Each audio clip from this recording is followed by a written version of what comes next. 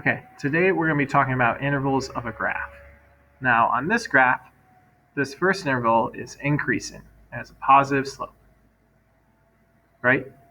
And then the second interval is constant. It has a zero slope. This last interval is decreasing and has a negative slope. So,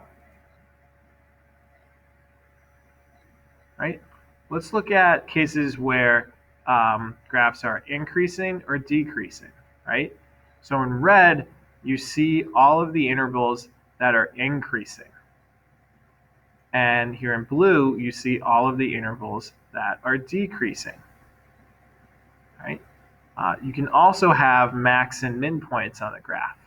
This has a maximum point in red there and a minimum point in blue. Right? So you can have increasing intervals of a graph, constant intervals to a graph, and then decreasing ones.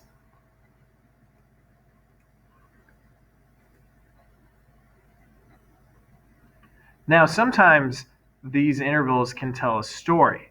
So let's say someone wants to graph the relationship between their altitude and time for a time that they go parasailing. Parasailing is when a parachute is hooked up to like a boat or something here. So here we see an increasing interval, and this is when they're being pulled higher into the air. Here's a constant interval, and that's when they have a constant altitude. Here's a decreasing interval, and that's when they're dropping.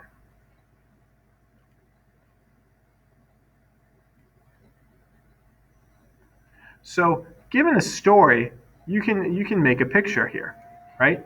So here we see two hikers start at a trailhead. They hike for 2 hours, stop to eat lunch for an hour, and then continue to hike on the trail for another 2 hours to reach a lake. Sketch a graph of the relationship between their distance from the trailhead and time. What would the graph look like if the hikers receive a ride from the lake back to the trailhead? Well, let's identify the variables. We have time and distance. And we're going to be analyzing the relationship between these things. When the hikers start, the distance from the hero tread increases over time. At lunch, the distance remains constant.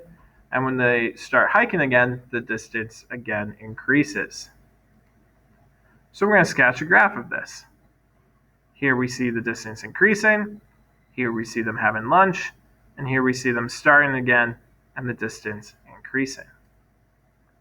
If they get a ride back, right, during the ride back to the trailhead, the distance from the trailhead decreases at a fast rate. So the added line has a steep negative slope here. All right. Here is an example on Khan Academy, right? We have a graph. We're going to complete some statements here, right? So it says the maximum speed that a sailboat can reach depends on the size of the boat. The graph below shows the maximum speed v that a sailboat can reach as a function of its length L. So we're going to complete the following sentences based on the graph.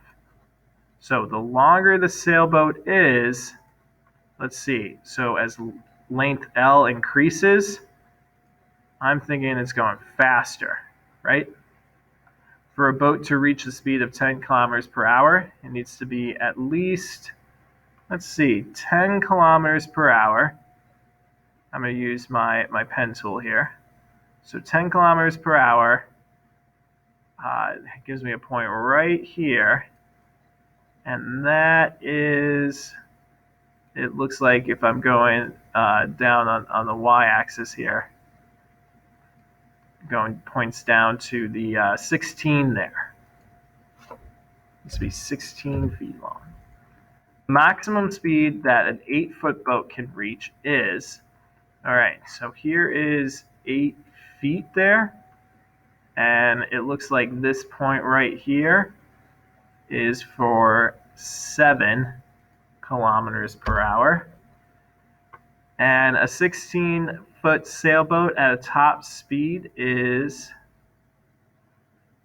so 16 feet. Top speed is a drop-down option. Oh, compared to as fast, I need to read the rest of the sentence. It says as fast as a 4-foot sailboat. So now we also need to look at so at 4 feet, it's 5. And at 16 feet, it's 10. So that means it is twice as fast. Now, let's say I made a mistake here. Let's say I said it was really fast.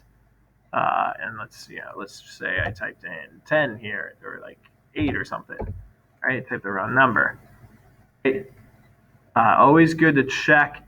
They tell you the different values here, as long as given an explanation, looking at the points, and going and making sure you have the right answer before you move on to the next one. All right, thanks for watching, guys.